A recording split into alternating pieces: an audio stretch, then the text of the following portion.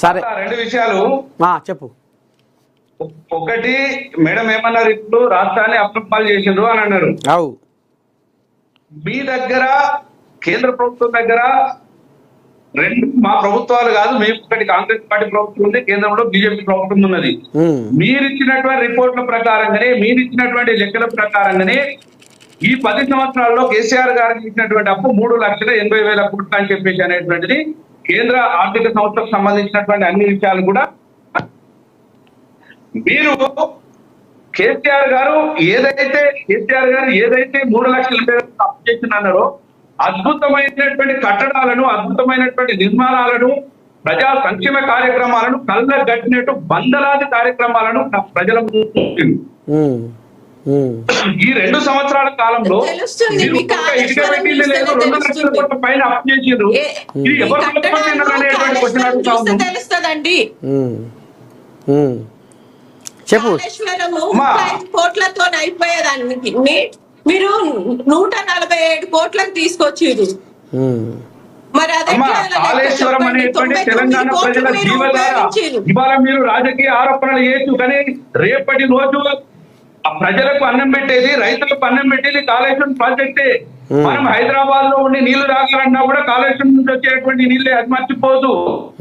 మీరు కాళేశ్వరం ప్రాజెక్టు కూలిపోయిందని చెప్పి మాట్లాడినటువంటి కాంగ్రెస్ పార్టీ నాయకులు అందరికీ ఒక విజ్ఞప్తి చేస్తా ఉన్నాం. గంధమల దగ్గర రేవంత్ రెడ్డి గారు పోయి ఎట్లా శంకుస్థాపన చేసిన ప్రాజెక్టుకు నీళ్ళు ఏ నుంచి వస్తాయి, కాళేశ్వరం నుంచి కాదా అని అడుగుతున్నాం.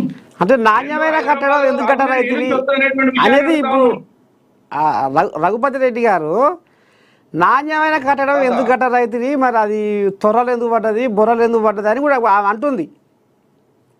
తాత, కాళేశ్వరం ప్రాజెక్ట్ అంటే ఒక్క బ్యారేజో ఒక్క కట్టడమో కాదు, ఎన్నో సొరంగాలు, ఎన్నో కాలువలు, ఎన్నో బ్రిడ్జ్లు, ఎన్నో సంబంధించినటువంటి ఎంతో వ్యవస్థ, ఎంతో ఇన్ఫ్రాస్ట్రక్చర్ డెవలప్ అయినటువంటిది, ఎన్నో టన్నెల్స్ ఉన్నటువంటి ప్రాజెక్ట్ అది. కేవలం మేడిగడ్డ దగ్గర 4,000 కోట్లతో కట్టినటువంటి ఒక్క బ్యారేజ్ లో 2 పిల్లర్లు కుంగితే దాన్ని రాజకీయం కోసం రాహుల్ గాంధీ గారిని తీసుకొచ్చి 2 పిల్లర్లు క్రాక్ వచ్చినందుకు దాన్ని ప్రాజెక్ట్ కూలిపోయింది, 1,00,000 కోట్లు అనేటువంటి విషయాన్ని విష ప్రచారం చేసి ప్రజలను నమ్మించి ఓటేస్తున్నటువంటి పార్టీ చరిత్ర కాంగ్రెస్ పార్టీది. నేను ఒకటే సూటిగా ప్రశ్నిస్తా ఉన్నాం, 4,000 కోట్లతోటి కట్టినటువంటి ఒక్క బ్యారేజ్ లో 2 పిల్లల ముందు ఇంత నానా రాద్దాంతం చేస్తా ఉన్నారు. ప్రాజెక్టులలో చిన్న చిన్న లోపాలు ఉంటాయి, కాంట్రాక్టర్ ఉంటారు, దానికి సంబంధించినటువంటి గ్యారంటీ ఉంటుంది, దానికి సంబంధించినటువంటి వ్యవస్థ ఉంటుంది, దానికి సంబంధించినటువంటి ఇంజనీర్లు ఉంటారు. అది ప్రభుత్వం ప్రజాధనంతో కట్టినటువంటిది కాదా?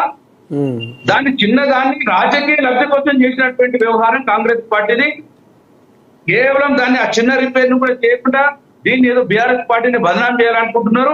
ఎట్టి పరిస్థితుల్లో కూడా ప్రజలకు జీవధార, ప్రజలకు ఒక జీవితం కాళేశ్వరం ప్రాజెక్టు భవిష్యత్తు నిర్ణయిస్తుంది. కాంగ్రెస్ పార్టీ ఈ రోజు మాట్లాడిన నాయకులు అందరికి కూడా భవిష్యత్తులో రైతులు ఖచ్చితంగా బుద్ధి చెప్పేటువంటి రోజు తప్పకుండా ఉంటుంది తాత.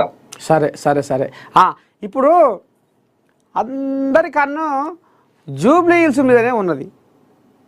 ఎట్టనన్నా చేసి ఈసారి జూబ్లీ హిల్స్లో మన జెండా ఎగరాలని ఇప్పుడు మీ బీఆర్ఎస్లు కానీ, ఇటు కాంగ్రెస్ వాళ్ళు కానీ, అటు బీజేపీ వాళ్ళు కానీ, ఎంఐఎం కానీ, ఇంకా వగైరా వగైరా.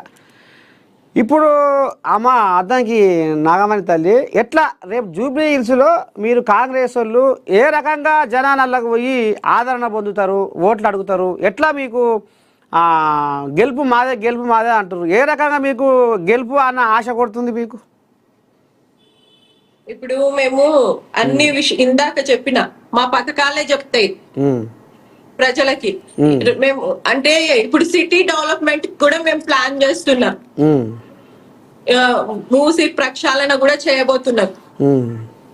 జూబ్లీ హిల్స్ లో ఏవైతే రోడ్స్ ఉన్నాయో అవన్నీ కూడా మేము రిపేర్ కి అన్ని కూడా ఏవైతే రోడ్లు పాడైపోయినాయో వాటికి కూడా బడ్జెట్